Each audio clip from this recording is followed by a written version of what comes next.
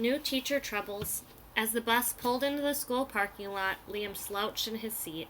Last year, he loved going to school. He had class with most of his friends, and Mr. Miller was a great teacher. But this year, he had Mrs. Chomsky. He'd heard all about how strict she was and how she didn't let the students talk during class. Liam had begged his parents to call the school and get his teacher changed, but they insisted Liam would be fine. He followed the other kids off the bus and headed to room 213. All the teachers were standing out in the hallway, greeting their new students, but the door to room 213 was closed, and Mrs. Chomsky wasn't standing in the hallway. Liam gulped as he reached for the doorknob. He hesitated. "Should I knock?" he muttered aloud to himself. "That would be very polite," came a voice behind him. Liam turned to see Mrs. Chomsky holding a big box. "But why don't you go on in and hold the door for me?" Liam opened the door and held it for Mrs. Chomsky. He looked around the room. There weren't any posters, and the bulletin boards were completely bare. Nothing about the room was welcoming. Liam sighed. "Where should I sit?" he asked, already expecting that Mrs. Chomsky was the type to make the students sit in alphabetical order. "Name?" she asked. "Liam." He paused, not wanting to say his last name, but Mrs. Chomsky raised an eyebrow at him. "Abbott? Ah, first seat, first row."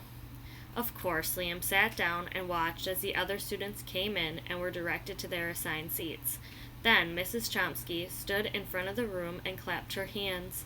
Everyone jumped. "Rules first. I like order. I like quiet. I expect you to do your best.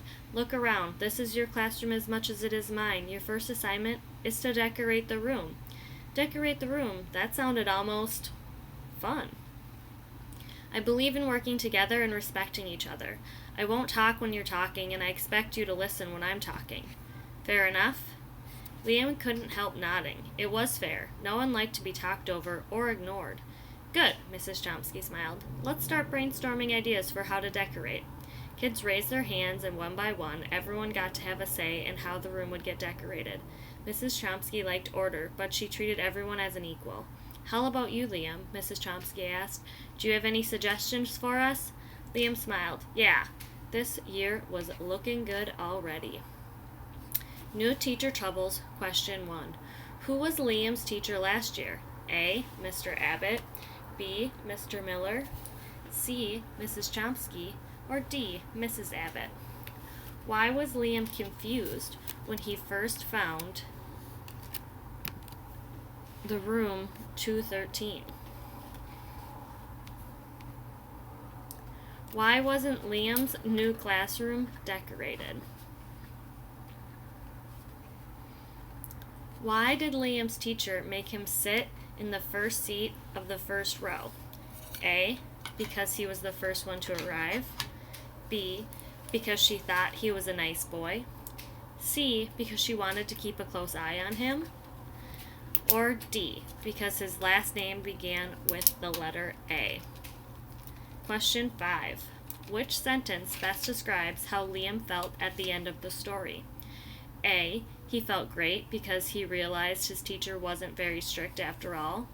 B. He was sure he'd love everything about his new teacher. C. He was very worried and wanted to go home. Or D. He felt a little better because his first assignment was fun.